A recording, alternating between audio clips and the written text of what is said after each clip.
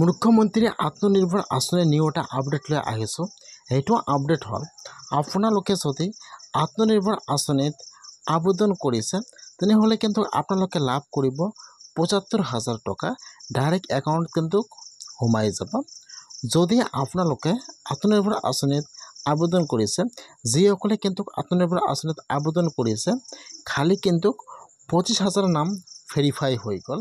যদি আপোনালোকৰ নামটো ভেৰিফাই হৈ গৈছে তেনেহ'লে কিন্তু আপোনাৰ ইমেইল আইডিত অথবা আপোনাৰ ফোন নম্বৰত SMS আহি গৈছে। যদি আপোনাৰ মোবাইলত SMS আহিছে তেনেহ'লে কিন্তু আপোনাৰ নামটো ভেৰিফাই হৈ গৈছে। আপোনালোকে লাভ কৰিব অহাকালি ৭৫,০০০ টকা একাউণ্টত ডাইৰেক্ট লাভ কৰিব। যিহেতু বহুতে আত্মনিৰ্ভৰ আঁচনিত আবেদন কৰিছিল, এতিয়া যিসকলৰ নাম ভেৰিফাই হৈ গ'ল সেইসকলতে একাউণ্টত লাভ কৰিব ৭৫,০০০ টকা। আৰু যদি আপোনালোকে আত্মনিৰ্ভৰ আঁচনিত আবেদন কৰিছে আৰু আপোনাৰ মোবাইল নম্বৰত SMS অথবা আপোনালোকৰ ইমেইল আইডিত SMS অহা নাই তেনেহ'লে কিন্তু আপোনাৰ নামটো ভেৰিফাই হোৱা নাই, আপোনালোকে কিন্তু আত্মনিৰ্ভৰ আঁচনিৰ পইচাটো লাভ নকৰিব। এতিয়া যিসকলৰ নাম ভেৰিফাই হোৱা নাই বা যিসকলে আত্মনিৰ্ভৰ আঁচনিত আবেদন কৰা নাই আৰু কিন্তু আত্মনিৰ্ভৰ আঁচনিৰ নতুনকৈ আবেদন আৰম্ভ হৈ যাব। এতিয়া যিসকলৰ নাম ভেৰিফাই হোৱা নাই সেইসকলে কিন্তু আৰু এতিয়া নতুনকৈ আত্মনিৰ্ভৰ আঁচনিৰ কাৰণে আবেদন কৰিব লাগিব। আৰু যদি আপোনালোকে আবেদন কৰিছে তেনেহ'লে অহাকালি আপোনালোকে আপোনাৰ একাউণ্টটো চেক কৰিব।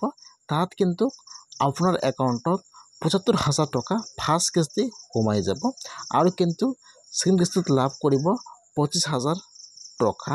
যদি আপোনালোকে আত্মনিৰ্ভৰ আঁচনিত আবেদন কৰিছে তেনেহ'লে কিন্তু আপোনালোকে লাভ কৰিব ২ লাখ টকা। এটা কিন্তু ১ লাখ টকা ফ্ৰী আৰু কিন্তু ১ লাখ টকাটো আপোনালোকে সেইটো ঋণ হিচাপে এইটো শোধ কৰিব লাগিব। সেইকাৰণে আপোনালোকে ফাৰ্ষ্ট নিউজটো চাই লওক। ২ লাখ টকাৰ এটা নিধি প্ৰদান কৰিম আৰু খুব ভাল কৰি যদি এই ২ লাখ টকা ব্যৱহাৰ কৰি আমি ব্যৱসায় এটা নিৰ্মাণ কৰোঁ, ভৱিষ্যতে প্ৰধানমন্ত্ৰীৰ মুদ্ৰা আঁচনিৰো আমি সহায় ল'ব পাৰিম বা মুদ্ৰা আঁচনিৰ জৰিয়তেও আমি এই ২ লাখ টকাক আৰু ডাঙৰ বৃহৎ পুঁজিলৈ ৰূপান্তৰ কৰিব পাৰিম। এই প্ৰধানমন্ত্ৰী আমাৰ মুখ্যমন্ত্ৰীৰ আত্মনিৰ্ভৰ অসম আঁচনিৰ প্ৰথম কিস্তিৰ ধন ৩০ তাৰিখে ৰাতিপুৱা ১০ বজাত আমি গুৱাহাটীৰ খানাপাৰা ফিল্ডৰ পৰা বিতৰণ কৰিম। ইতিমধ্যে আমাৰ জিলা উপায়ুক্তসকলে নিৰ্বাচিত ছাত্ৰ ছাত্ৰীসকলক আমন্ত্ৰণ জনাইছে। মই আশা কৰিম যে ২৫,০০০ নিৰ্বাচিত যুৱক যুৱতী অহা ৩০ তাৰিখে যাতে খানাপাৰালৈ আহে। প্ৰথম আমি ৭৫,০০০ টকা দিম।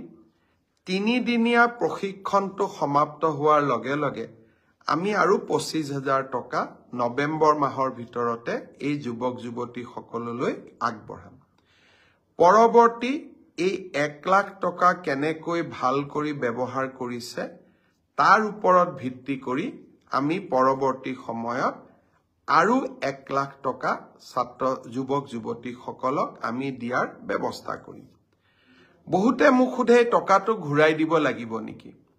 ১ লাখ টকা ঘূৰাই দিব নালাগে আৰু বাকী ১ লাখ টকাও ৩ বছৰ পিছত মাত্ৰ মাহত ৫,০০০ টকাৰ এটা সৰু ইনষ্টলমেণ্টেৰে ৫ বছৰ সময় আমাৰ ৫,০০০ কৰি আপোনালোকে লাহে লাহে এই পইচাটো আমাক উভতাই থাকিব পাৰিব। ল'ৰা ছোৱালীক যুৱক যুৱতীক আমি সকলো প্ৰকাৰে সহায় কৰাৰ বাবে আমি প্ৰচেষ্টা কৰিছোঁ। এই মুখ্যমন্ত্ৰীৰ আত্মনিৰ্ভৰ অসম আঁচনিৰ দ্বিতীয় লানিও আমি লগে লগে আৰম্ভ কৰিম। এইবাৰ আমি আৰু নতুনকৈ ৭৫,০০০ যুৱক যুৱতীক এই মুখ্যমন্ত্ৰীৰ আত্মনিৰ্ভৰ অসম আঁচনিলৈ আনিবৰ বাবে চেষ্টা কৰিম। যুৱক যুৱতীসকলক মই অনুৰোধ কৰিম, চৰকাৰী চাকৰিয়ে হওক বা আত্মনিৰ্ভৰশীলতাই হওক, দুইটা ক্ষেত্ৰতে আমাৰ চৰকাৰে আপোনালোকৰ লগত সুন্দৰভাৱে কাম কৰি যাব। ঈশান বৰুৱাই মোক অভিনন্দন